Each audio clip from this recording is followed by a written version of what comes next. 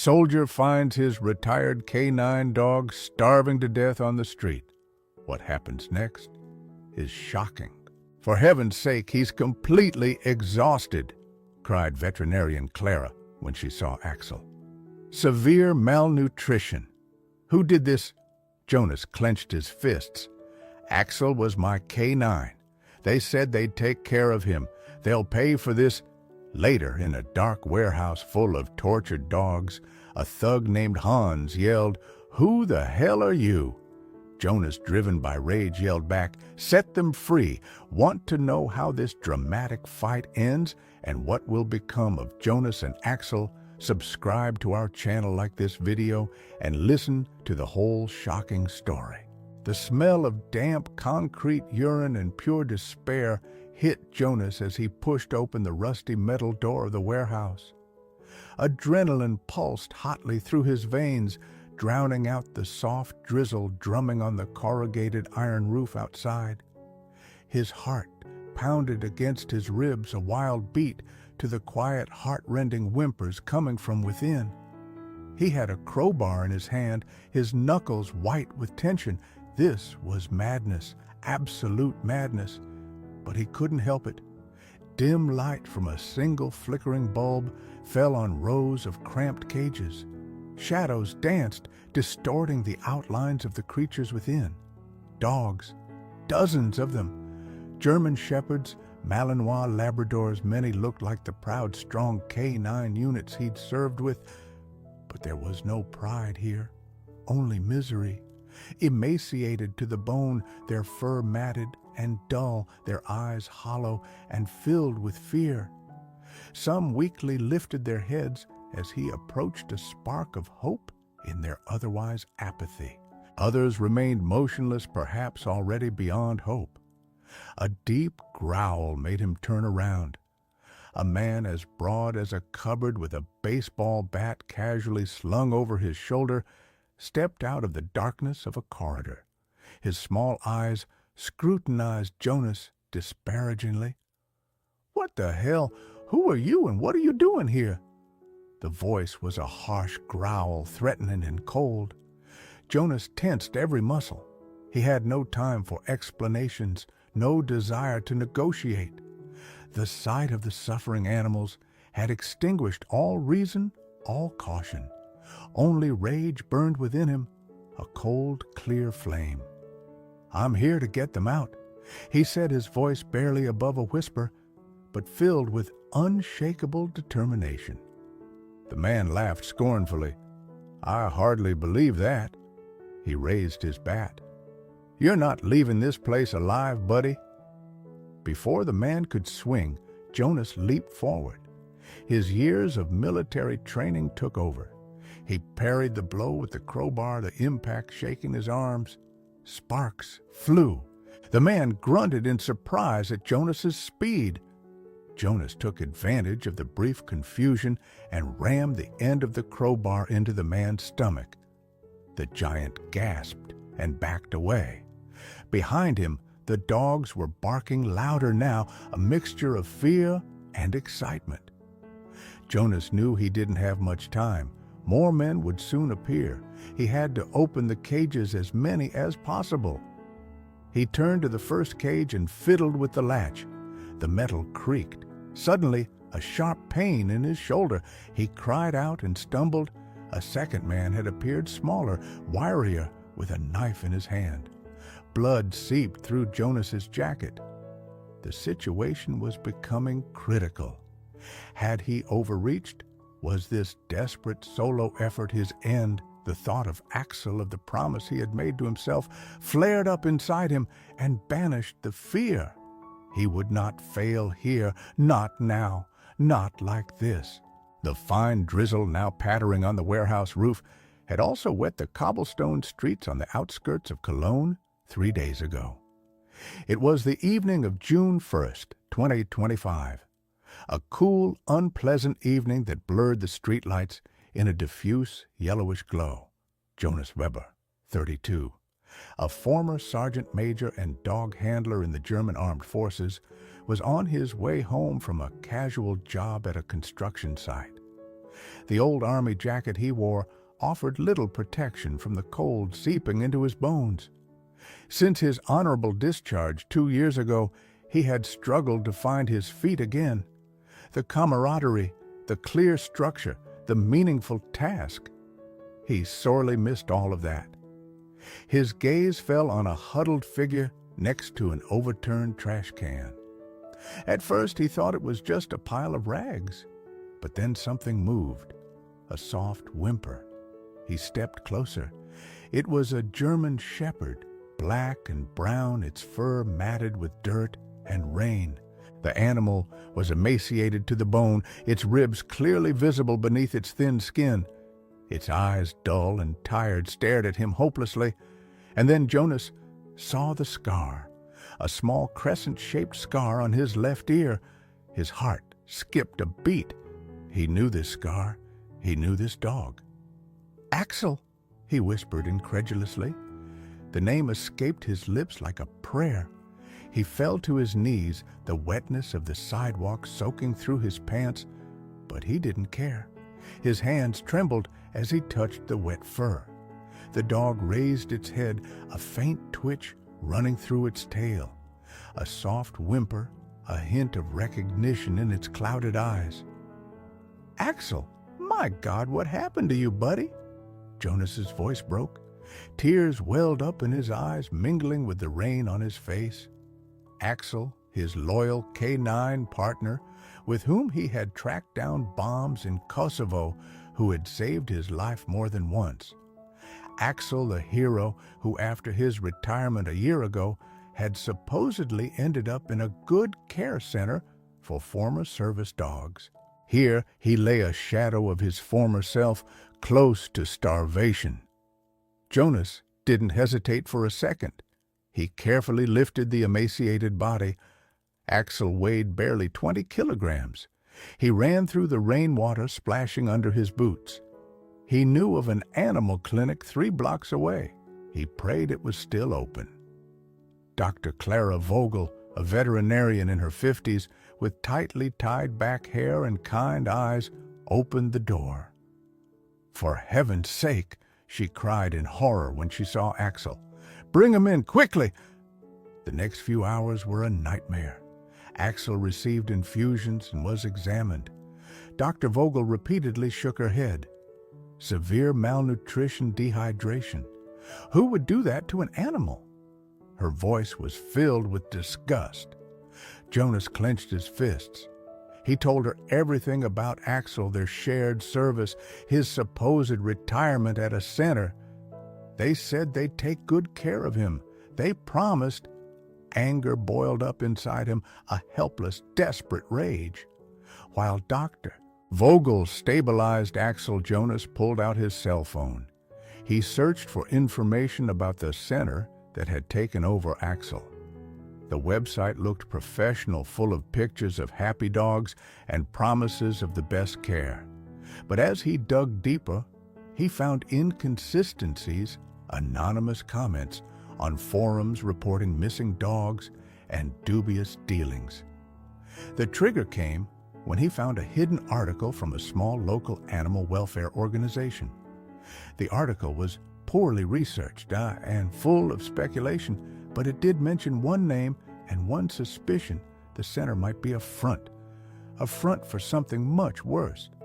The suspicion that retired K-9 dogs were being sold to illegal testing labs. An ice-cold shiver ran down Jonas's spine. Axel, his hero, his partner, abused as a laboratory animal. The thought was unbearable. In that moment, he swore to himself that he would find out the truth. And if it was the last thing he did, he would bring those responsible to justice. He wouldn't let Axel down again. His goal was clear. He had to find out what had happened to Axel, and he had to prevent other dogs from suffering the same fate. The fight had only just begun. The following days were characterized by restless, feverish activity. While Axel slowly showed the first signs of improvement under Dr. Vogel's careful care at the veterinary clinic, he began to eat small amounts of special food, and his dull coat no longer appeared quite so lifeless. Jonas plunged into his investigation. His first stop took him to the official address of the Edelweiss Retirement and Care Center for Service Dogs, as it called itself. It was an inconspicuous office building in an industrial park. The receptionist was polite but firm. Yes, they cared for retired service dogs. No information about individual dogs could not be released for privacy reasons. When he asked how Axel was doing and why he had been found on the street, he received only evasive answers and the comment that dogs sometimes ran away. A blatant lie, Jonas sensed. Axel was trained loyal and would never run away without a reason. Frustrated, he turned to his old contacts in the Bundeswehr. Some comrades were saddened by Axel's fate, but there was little they could do officially. Retired dogs were no longer under the military's jurisdiction. He was referred to animal welfare organizations and the police. The police accepted his report, but without concrete evidence of a crime, their hands were tied. A lost, malnourished dog was tragic, but not necessarily a crime committed by the organization that was supposed to be caring for him. Jonas felt like he was hitting a wall. The bureaucracy, the indifference, the apparent legality of the Edelweiss facade infuriated him. He spent hours online scouring databases and social media, reading every last clue. He came across more reports of former service dogs who had disappeared without a trace after being transferred to similar facilities. The pattern became increasingly clear. These weren't isolated cases. There had to be a system behind this. Dr. Vogel was a great support to him during this time. Not only did she care for Axel selflessly, but she also listened patiently to Jonas, encouraging his suspicions. "You have to be careful, Jonas," she often warned him. "If these people are really as unscrupulous as you suspect, they could be dangerous." She helped him organize his notes and gave him advice on how to structure his information. Axel's condition improved painfully slowly. His physical wounds were healing, but his emotional scars remained deep. He was easily jumpy, reacting with panic to loud noises and sudden movements. Only in Jonas's presence did he seem to relax somewhat. Every evening, Jonas sat with him for hours, speaking softly to him, stroking his fur. These moments gave him the strength to continue. He saw the infinite trust in Axel's eyes, and it strengthened his resolve. Complications increased as Jonas tried to trace Edelweiss's cash flows. He encountered a murky network of shell companies and offshore accounts. This exceeded his capabilities as an amateur detective. He needed professional help, but who could he trust? He remembered a former comrade, Max, who worked as an IT specialist after his service and had a passion for digital forensics. Hesitantly, he contacted him. Max was skeptical at first, but when Jonas told him the whole story and presented the evidence he had gathered so far, he became curious. "This stinks to high heaven, my friend," said Max. "Let me see what I can dig up." While Max searched the digital underground for evidence, Jonas intensified his observations of the Edelweiss office. He noticed delivery trucks coming and going at odd hours, often in the middle of the night. The drivers seemed nervous, and the cargo was always concealed. Once he managed to secretly attach a tracking device to one of the delivery trucks. The route led not to another animal shelter or foster home, but to a dilapidated warehouse complex on the outskirts of the city, far from prying eyes. The tension rose. Jonas knew he was on to something big. It wasn't just about Axel anymore. It was about dozens, perhaps hundreds of animals who had been subjected to a cruel fate. The thought of it gave him no peace. He barely slept and ate irregularly. The hunt for the truth had completely consumed him. He was aware of the risk. If he were caught snooping around, it could end badly for him.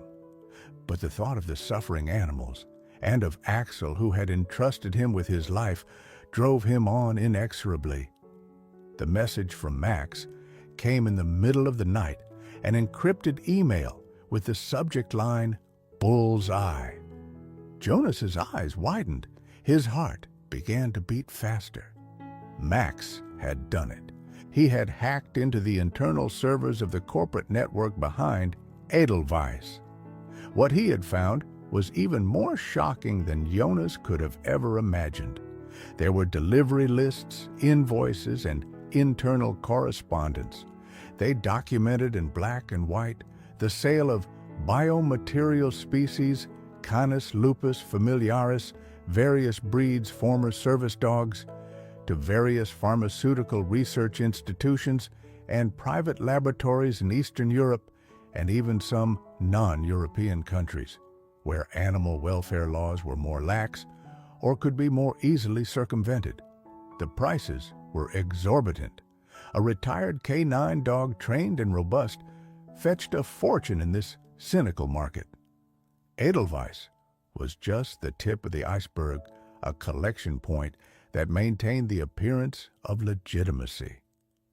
The worst part, however, were the attached files, short video sequences apparently from surveillance cameras in the warehouse, whose address Jonas had already discovered using the tracking device. The videos showed dogs in cramped, filthy cages, emaciated, apathetic. Men in rough work clothes could be seen treating the animals, roughly driving them with sticks. One video even showed a dog that resisted being brutally beaten. Jonas felt sick. The sight was unbearable. He had to turn off the video before his bile rose. This was definitive proof. The point of no return. The anger, the grief, the helplessness, all of it coalesced into an iron determination. The system had betrayed Axel and all the others. The official channels were too slow, too bureaucratic. He couldn't wait any longer until the wheels of justice might eventually start turning. These animals were suffering now. In this very moment, Jonas made a decision. He would no longer just observe and gather information. He would act. He would go to that warehouse and get the dogs out of there, alone if necessary. It was a desperate, dangerous plan. He was no longer an active duty soldier. He had no support, no equipment beyond what he could procure himself. But he had his training, his courage, and the burning certainty that he was doing the right thing. He called Dr. Vogel, his voice trembling with suppressed emotion. He told her about Max's discovery, about the videos, about his decision. Clara was horrified by the cruelty, but also deeply worried about Jonas. "Jonas, this is suicide. You can't just rush in there. They're dangerous criminals." "I have to, Clara," he said firmly. "I can't just stand by after seeing this. These dogs deserve better. Axel deserves better." He asked her a favor. If he hadn't contacted her by the next morning, she should alert the police and send them all the information Max had gathered. It was his only safety net. Clara tried to change his mind, begging him to go to the police, but Jonas persisted. He knew the police wouldn't simply storm the warehouse without a warrant based on solid, court-admissible evidence, and that would take time. Time these dogs didn't have. After hanging up, Jonas began his preparations. He packed a backpack with the essentials: water, energy bars, a first aid kit, a powerful flashlight, cable ties, and a crowbar.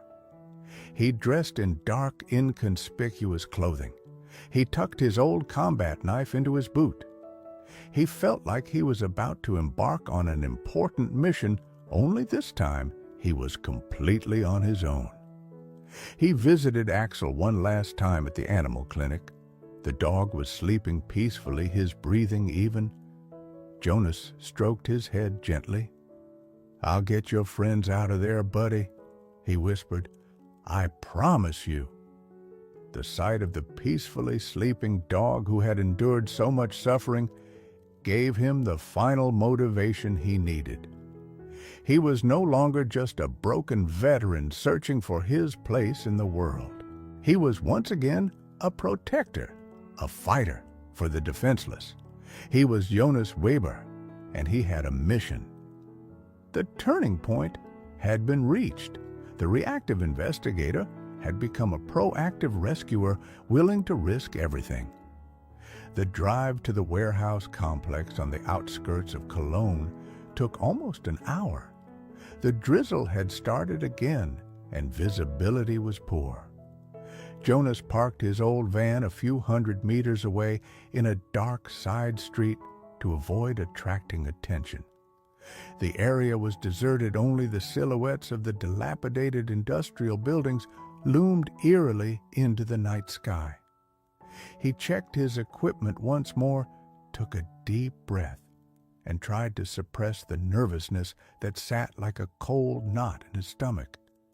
He moved cautiously forward in the shadows of the buildings, his senses sharp as in the old days. Every cracking branch, every distant sound made him jump. The warehouse, marked on Max's satellite images and the delivery truck routes, was a large windowless box made of corrugated iron and concrete. A high chain-link fence surrounded the compound, loosely reinforced in places with barbed wire. Only a single dim light burned above a heavy steel door on the side of the building. Jonas slowly circled the area looking for weak spots in the fence or any other way to get in unnoticed. He found a spot where the fence was loose and could be easily lifted. He slipped through the metal, gently scratching against his jacket. Now he was on the property. The adrenaline was starting to kick in, driving away his tiredness and fear. He crept to the side of the building, always staying close to the wall. He could hear muffled sounds from inside, occasional barking, the clang of metal, deep male voices. How many of them were in there? Were they armed? He had to assume so. He reached the steel door. It was locked, secured by a massive padlock. Picking the lock would make too much noise. He kept searching. At the rear of the building, he found a smaller, rusted metal door that looked less secure. He carefully pried it open with the crowbar. The metal creaked, but after a few tense moments, the latch gave way. The door cracked open. Jonas listened. Nothing. He slowly pushed the door open further and peered inside. A dark corridor, the smell of disinfectant mingled with the unmistakable stench of animal suffering. This was the right place. His heart was pounding in his throat. He knew this was the most dangerous part. If he were discovered now, he wouldn't stand a chance. He remembered his training, the countless exercises in urban warfare, in silent maneuvers. He moved like a shadow through the corridor, gripping the crowbar tightly. Suddenly, he heard footsteps. He pressed himself into a niche, holding his breath. Two men walked down the corridor, talking quietly in German, with an Eastern European accent. They wore dirty overalls and seemed bored. One of them held a stun gun. Jonas waited until they passed and disappeared around the next corner. He continued on his way deeper into the labyrinth of the warehouse. The dog's soft whining and howling grew louder, guiding him like an invisible thread. It tore at his heart. He had to concentrate, not let his emotions overwhelm him. Finally, he reached a large hall. Here, the cages stood row upon row, just as he'd seen in the horrific videos. The sight was even worse than he expected. The animals were in a pitiful state. Some barked weakly when they saw him, others just stared at him impassively. He recognized some breeds typical of K-9 units, his former comrades. A man sat on a chair at a small table staring at a flickering monitor. He was obviously a security guard. He didn't seem very attentive. An empty beer bottle sat next to him. Jonas had to get past him to get to the cages. He waited for the right moment. When the man yawned and stretched, Jonas crept behind his back as quietly as possible. He reached the first row of cages. The locks were simple latches that opened quickly. He began opening one cage after another. The dogs, hesitant at first, then increasingly bold, came out, sniffed him, licked his hands. Their gratitude was palpable.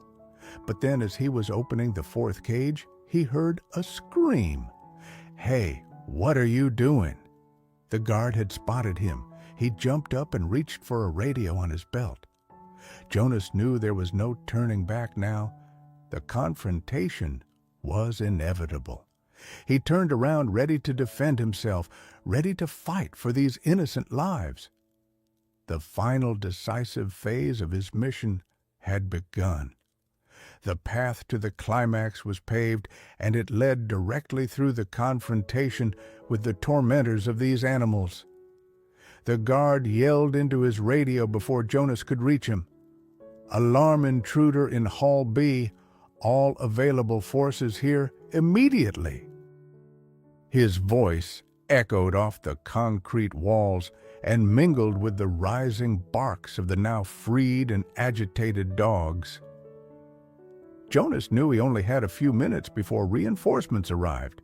He pushed aside the guard who was clumsily trying to block his path and continued running along the rows of cages, tearing open one door after another. Some dogs were too weak to get out immediately. Others pushed past him into the freedom of the hall. Then the closet of a man Jonas had already seen in his worst nightmares appeared the man with the baseball bat from the video, obviously the one responsible for the dirty work. He was accompanied by two other men, both muscular and with the same brutal expression in their eyes. One of them was the smaller, wiry man with the knife who had injured Jonas earlier. "Well, look at that, our little animal friend is back," growled the leader Hans with an ugly grin. "Did you really think you could just walk in here and free our goods? These aren't goods, they're living beings." Jonas shouted back, his voice almost cracking with rage. He stood protectively in front of a group of dogs gathered behind him, the crowbar firmly grasped in both hands. Hans laughed. "Creatures that bring us good money." He signaled to his men, "Finish him off, but let him suffer a little." The two men attacked simultaneously. Jonas dodged the knife thrust of one and parried the blow of the other, who tried to hit him with a heavy metal pipe. It was an unequal fight. There were three of them, and he was alone and already injured. But the sight of the terrified dogs behind him gave him superhuman strength. He fought like a lion, blocking, dodging, and even delivering blows with the crowbar. One of the dogs, a powerful Malinois still possessing a fighting spirit despite his emaciation, suddenly lunged forward and bit the man with the pipe in the leg. The man screamed in pain and dropped his weapon. This brief moment of distraction gave Jonas the chance to bring the knife-wielding man to the ground with a well-aimed kick to the back of his knee. Hans, who had watched the events with growing anger, now charged forward himself, swinging the baseball bat like a club. Jonas barely dodged the first powerful blow. The bat whistled inches past his head and smashed into an empty cage. The noise was deafening. As Jonas wrestled with Hans, the other freed dogs who had previously stayed in the background began to become restless. They barked, growled, and some circled the fighters. It was as if they sensed that this was their fight, their chance for freedom. Suddenly, as Hans had cornered Jonas and was preparing for the final blow, sirens outside began wailing, getting louder and closer. Blue lights flickered through the dirty skylights of the hall. Hans paused, an expression of disbelief and anger on his face. Damn it, the cops, how? In this moment of confusion, Jonas put everything on the line. He rammed the crowbar with full force into Hans's knee. Hans screamed in pain and fell to the ground. At the same moment, heavily armed police officers stormed through the main door of the hall, followed by Dr. Vogel, who looked pale but determined. "Hands up, police! Not another step!" shouted an operations commander. Hans's remaining henchmen surrendered without resistance in the face of superior numbers. Hans himself, cursing and writhing, was arrested by 2 officers. Jonas slumped exhausted against a wall, the crowbar slipping from his hand.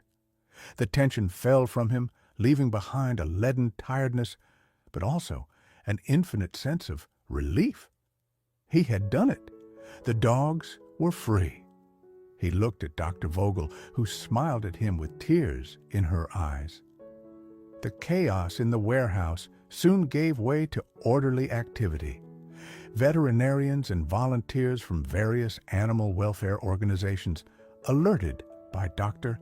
Vogel and the police, arrived to care for the dogs. Over 50 animals, most of them former service dogs, were freed from their miserable cages.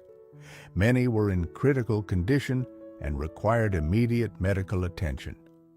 Jonas's shoulder wound was being treated by a paramedic.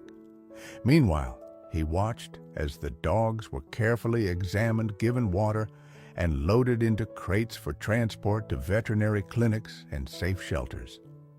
He saw gratitude in their eyes, a silent appreciation for his actions. The police secured evidence and took the personal details of everyone involved. Thanks to the data hacked by Max and the statements of the arrested men, the entire gang behind the illegal dog trade was uncovered in the following days and weeks.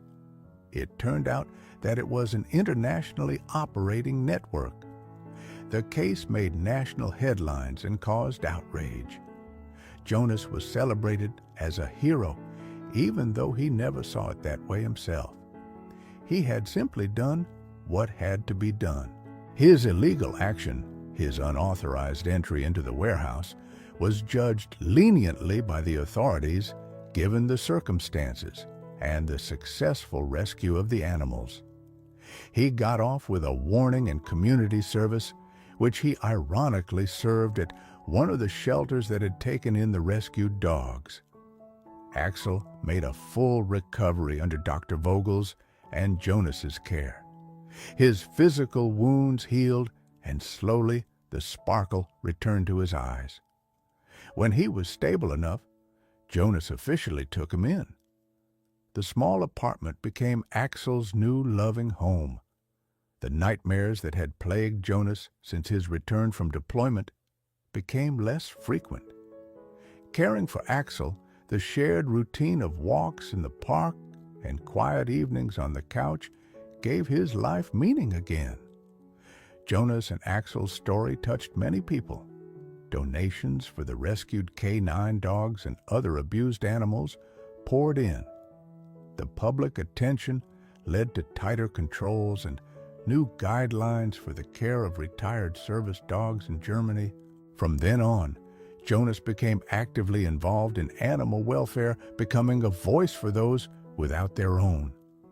On a sunny afternoon, a few months later, Jonas and Axel were sitting on a bench in the park. Axel, now once again a handsome, healthy German shepherd, laid his head on Jonas's lap. Jonas scratched him behind the ears. "We did it, buddy," he whispered. "We did it."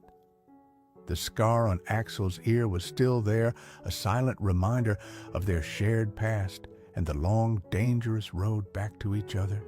But it was also a sign of hope, proof that even the deepest wounds can heal when courage, determination, and an unbreakable friendship are stronger than any cruelty. The shocking truth about Axel's fate had led to a new beginning for Axel, for Jonas, and for many others.